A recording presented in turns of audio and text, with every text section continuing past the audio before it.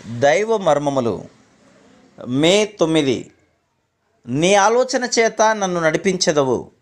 73వ కీర్తన 24వ వచనం. మొదటి సమూయేలు 31 3-6 వచనములలో ఫిలిస్తీయులకు సౌలునకు జరిగిన యుద్ధమును గురించి చదివేదాం. ఆ యుద్ధములో సౌలు మరణించెను.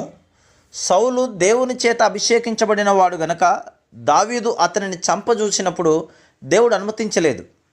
ఇప్పుడు సౌలు అతని కుమారులు యుద్ధములో మరణించిరి. సౌలునకు విరోధముగా దావీదు పోరాడనవసరం లేదు. దావీదునకు తెలియని విధానములో దేవుడు దావీదు పక్షముగా పనిచేయుచుండెను. ఉన్నతమైన గొప్ప పరిచయ నిమిత్తము దేవుడు దావీదును ఏర్పరచుకొనెను. రాజుగా మాత్రమే కాక ప్రవక్తగాను దేవుని యొద్ద నుండి దేవుని పరలోకపు నమూనాను కూడా పొందగలిగిన వానిగాను దావీదును దేవుడు ఏర్పరచుకొనెను. అందువలనే శుద్ధీకరించు అనేక అగ్ని పరీక్షల గుండా దావీదు వెళ్ళవలసి వచ్చెను. విశ్వాసులముగా మనం కూడా ఉన్నతమైన సంకల్పముతో దేవుని వలన ఏర్పరచుకొనబడి ఉన్నాం. ఆ పిలుపునకు తగినట్లుగా సిద్ధపడు నిమిత్తం మనం కూడా చెప్పనలవి కాని శ్రమల నుండి అగ్ని పరీక్షల గుండా వెళ్ళవలేను. మన జీవితంలో విషయం దేవుని చిత్తమేంటో తెలుసుకొనవలసింది మన పని. పాత నిబంధనలో దేవుని చిత్తము తెలుసుకొనుటకు ప్రజలు ప్రధాన యాజకుని యొద్దకు పోవలసి ఉండెను. ఇప్పుడైతే దేవుడే నా ప్రధాన యాజకుడు. ఆయన యొద్దకు ఏ సమయంలోనైనా నేను వెళ్ళగలను.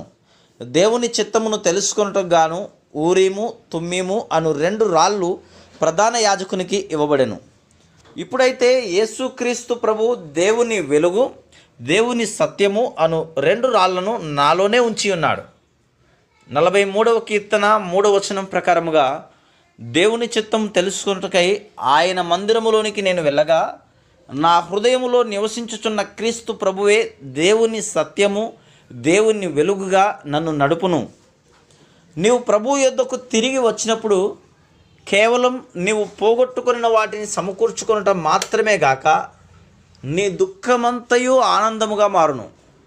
ఫిలిస్తీయుల మీద కానీ నీ స్నేహితుల మీద కానీ ఆధారపడక క్రీస్తు ప్రభువునందు మాత్రమే నమ్మిక ఉంచుటకు నేర్చుకొనుము. ప్రతి సందర్భంలో ప్రభువును అడుగుట, ఆయన చిత్తము నెరిగి ఆయన స్వరమును విని ఆయనకు విధేయత చూపించుట అసాధ్యముగా కనిపించును. ఆయనను తప్పక ఆయనకు విధేయత చూపించుటకే నేర్చుకొనుము. Praise the lord.